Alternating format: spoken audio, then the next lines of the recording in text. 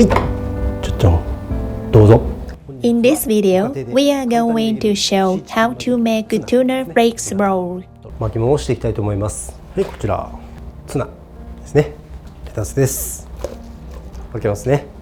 はい、はい、こちらボウルに移します。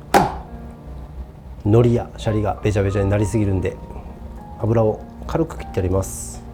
はい、じゃあ巻きすです。これ1枚使います。ギザギザが自分の方、シャリこんな感じでいきますよ。こうですね。はい、こんな感じです。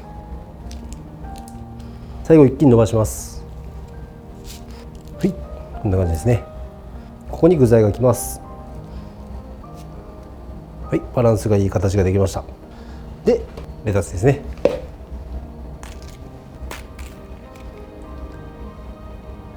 まあこんな感じですかね。で、マヨネーズピューッと大体1往復ぐらい、まあ好みですね、好みで。でですね、シーチキン、ちなみにですね、シーチキンじゃなくてもお肉なんか巻いても全然美味しいです。はい、こんな感じ。はい、で一回ですね、レタスでかぶせる、こんなイメージです。で巻きます。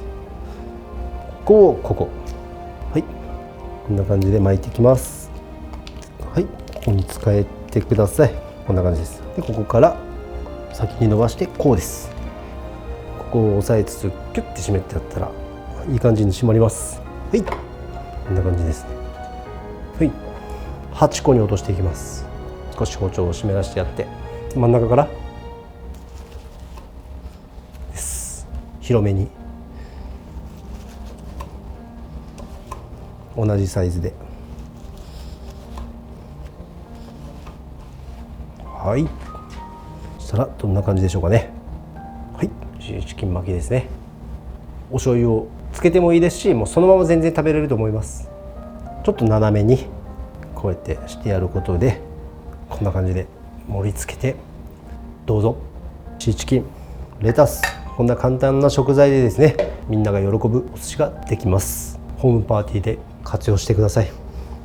フィニッシュ。切った後にばらけにくくなります。 Let's review the process of making tuna flakes roll. Place a piece of seaweed to the right rings on top of a rolling mat. The cut end of the seaweed is placed toward you. Take a sushi rice and form it into a long dish shape. Gently split the rice to the front so as not to crush it. At this point, reduce the amount of rice in the center for the topping. Then, place the ingredients on top, taking care to balance them. The ingredients are lettuce, half a can of tuna flakes, mayonnaise, and sushi rice.